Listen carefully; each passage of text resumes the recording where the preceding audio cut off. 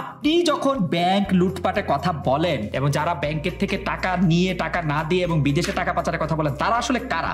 তারা যে আপনার যে ক্ষমতাবান, এটা তো নিশ্চিত। আপনার যে ক্ষমতাবান বাংলাদেশে কারা তারা? জনাব হাসানুল্লাহ কিনু, আপনাকে স্বাগত জানাই আমাদের অনুষ্ঠানে এবং আপনাকে আন্তরিকভাবে ধন্যবাদ, আপনি আমাদের সাথে যুক্ত হয়েছেন এই জন্য। খালেদ মহিউদ্দিন, আপনাকে অনেক ধন্যবাদ। দর্শক এবং শ্রোতাদেরও আমার পক্ষ থেকে শুভেচ্ছা, অভিনন্দন। আমি আপনাকে যে প্রশ্নটি দিয়ে শুরু করতে চাই, যদিও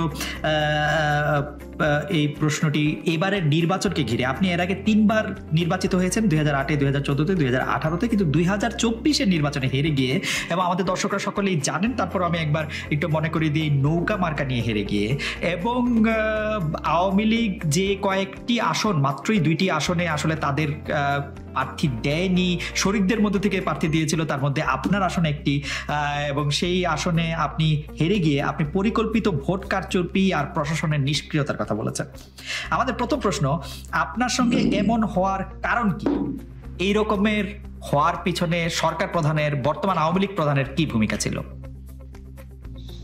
ধন্যবাদ। আমি প্রথমেই আবারও দর্শক শ্রোতাদের আমার পক্ষ থেকে ধন্যবাদ জানাচ্ছি এবং ডয়চে ভ্যালিকেও ধন্যবাদ জানাচ্ছি আমাকে আমন্ত্রণ করার জন্য। নির্বাচন হয়ে গিয়েছে এবং এই নির্বাচনটা একটা চ্যালেঞ্জের ভিতরে নির্বাচনটা হয়েছে, কারণ বিএনপি জামাত আর তার মিত্র শক্তিরা নির্বাচনটাকে বানচাল করার জন্য এবং বাতিল করা, বন্ধ করার জন্য সর্বাত্মক একটা চেষ্টা চালিয়েছিল। তা আমি বলি যে একটা নির্বাচন বানচালের যুদ্ধের ভিতরে নির্বাচনটা হয়েছে এবং সেই নির্বাচনটা কোন রকমে সম্পন্ন করতে সফল হয়েছে সরকার, প্রশাসন।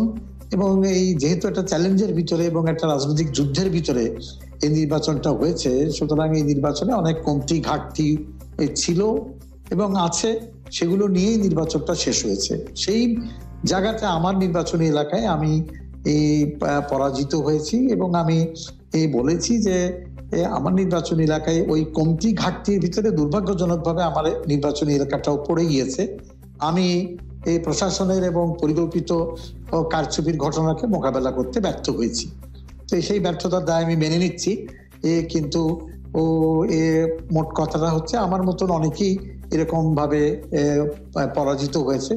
তিনি আওয়ামী লীগের প্রার্থী হতে পারেন, জোটের প্রার্থী আনোয়ার হোসেন মঞ্জু সাহেবের মতনও আছেন, আমাদের জাসদের আরেকজন প্রার্থী ছিলেন মোশাররফ সাহেব, তিনিও এরকম শিকার হয়েছেন। যাই হোক, এটা নিয়ে বিস্তারিত যা বলার কিছু নাই, শুধু আমি বলবো যে এটার কারণ কি আপনি জিজ্ঞেস করেছেন। কথাটা হচ্ছে যে আমার স্পেসিফিক প্রশ্ন এই পর্যায়ে ছিল যে এইরকম হওয়ার পিছনে কারণ কি, পাশাপাশি হচ্ছে যে এই যে আপনার পরাজয়টা, এই পরাজয়টার পিছনে আমি বলবো না, এই পরাজয়টার ঘটনাটা, যে ঘটনাটার কথা আপনি আসলে একাধিক টেলিভিশন সাক্ষাৎকারে, পত্রিকার সাথে আপনি একদম স্পষ্ট বলেছেন যে বিচ্ছিন্ন বিক্ষিপ্ত কারচুপির ঘটনা ঘটেছে, নির্বাচন কমিশন তা স্বীকার করেছে, প্রশাসন নিষ্ক্রিয় ছিল। এইটা আসলে সরকার প্রধান আয়ত্তে ছিল কিনা ঘটনাটা?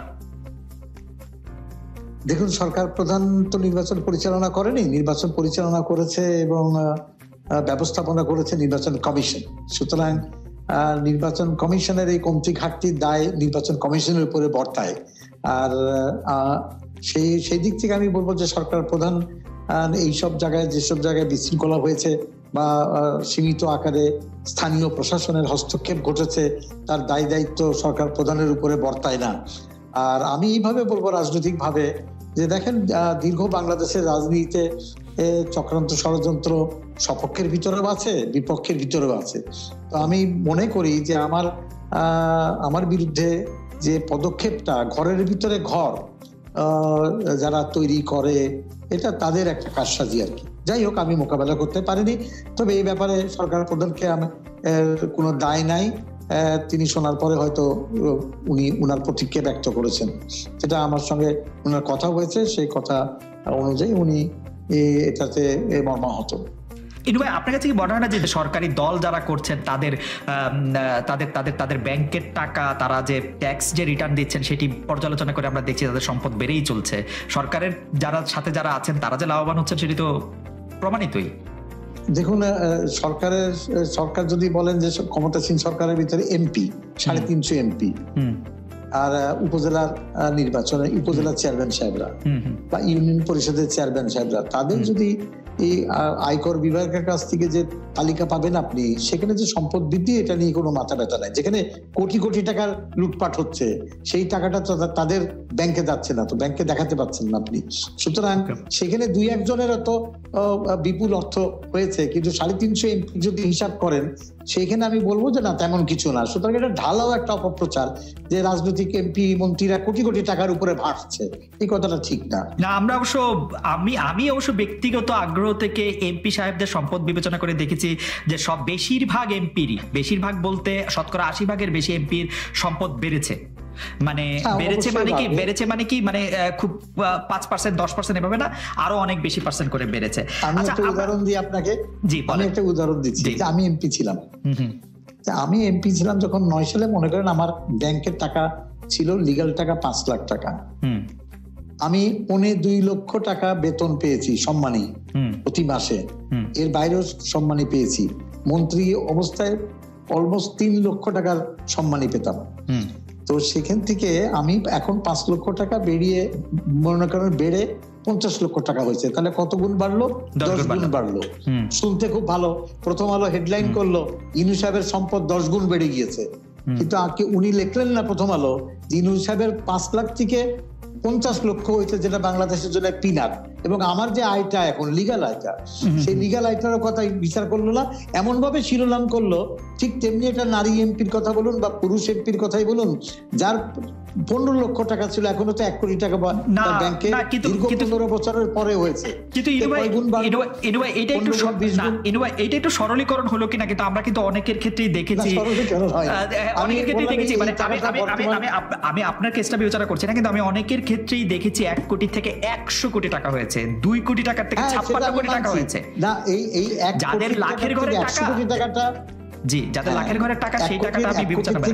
100 কোটি যেটা হয়েছে, সেটা আমি আপনারটা নিচ্ছি সমালোচনাটা, সেটা তাকে জবাবদিহি করতে হবে। কিন্তু আয়কর বিভাগ কি করছে, আমি সেই জায়গাটাই বলবো। আয়কর বিভাগকে যদি সন্তুষ্ট করে থাকে, তাহলে এটা নিয়ে আমি প্রশ্ন করতে পারি না। এই জায়গাটা আমি ক্লোজ করতে চাই। আয়কর বিভাগের ঘাড়ে কয়টা মাথা? আচ্ছা, যাই হোক, আমরা আমাদের পরবর্তী প্রসঙ্গে মাথা ঠিকই আছে।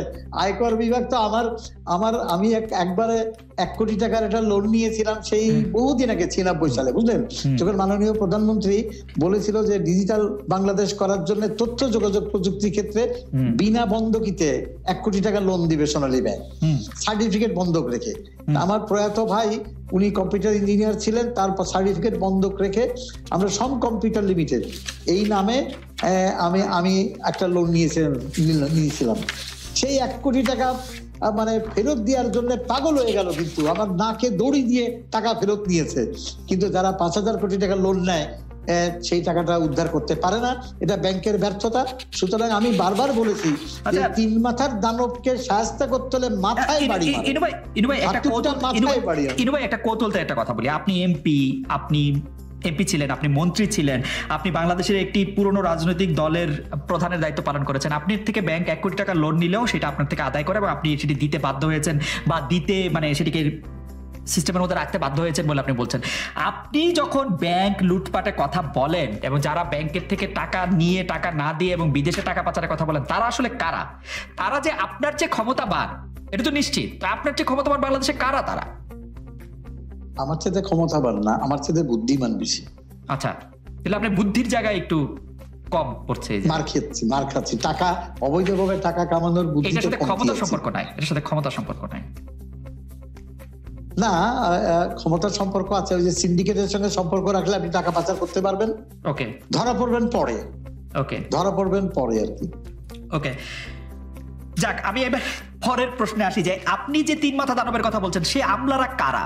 আমরা তো এরকম শুনছি যে আমলাদের মধ্যে থেকে আমলাদের ডিএনএ টেস্ট করা হচ্ছে, রক্ত পরীক্ষা করা হচ্ছে, যাদের মধ্যে আসলে আওয়ামী লীগের বিরুদ্ধ রাজনৈতিক মতাদর্শের কোনো লোকই সরকারের শীর্ষ আমলা হতে পারছেন না। সেই আমলারা যে 2-3 মাথা দানবের দ্বিতীয়টি হয়ে উঠলো, সেটি কি করে হলো? দেখুন, আমি যখন বলছি দুর্নীতি একটা সর্বগ্রাসী মানে রোগ হিসেবে দেখা দিয়েছে বাংলাদেশে, সুতরাং ডিএনএ টেস্ট করে যখন আমলা সংগ্রহ করছি আমরা, সেখানে ডিএনএ টেস্ট যারা করছেন সেখানেও সেই সিন্ডিকেটের দুর্নীতির হাত আছে। সুতরাং যারা পাড় জামাতের লোক, পাড় বিএনপির লোক, অসংখ্য সেই মানুষগুলো বিশ্ববিদ্যালয়ে যারা জামাত করেছে, তারা চমৎকার, তারা সহকারী সেক্রেটারি হিসাবে, ব্যাচেলর সেক্রেটারি হিসাবে প্রশাসনে চাকরি পেয়েছে। সুতরাং দুর্নীতির এই হাতটা এত সর্বব্যাপক, যার জন্য তো 75 সালে বঙ্গবন্ধু নিহত হলেন ঘরের ভিতরে ঘর থাকার কারণে। ইনু ভাই, ক্ষমতায় আসে হচ্ছে আওয়ামী লীগ, মাঝখানে তার সহযোগী হিসাবে 14 দলের মধ্যে এক দল আছে হচ্ছে জাসদ, আর সরকারের আমলার মধ্যে, ব্যবসায়ীদের মধ্যে সব জায়গায় ঢুকতেছে জামাত আর বিএনপির লোক। এইটা তো আসলে একটু বিশ্বাস করা হজম করা একটু কঠিন হয়ে গেল না? না, বিশ্বাস করার অবিশ্বাসের কিছু না। আপনি সিলেটে যান, চট্টগ্রামে যান, রাজশাহীতে যান, আমি আর নামগুলো বললামই না, ওখানে সবচেয়ে বড় ব্যবসাদার যারা করেন তাদের ডিএনএ টেস্ট করেন,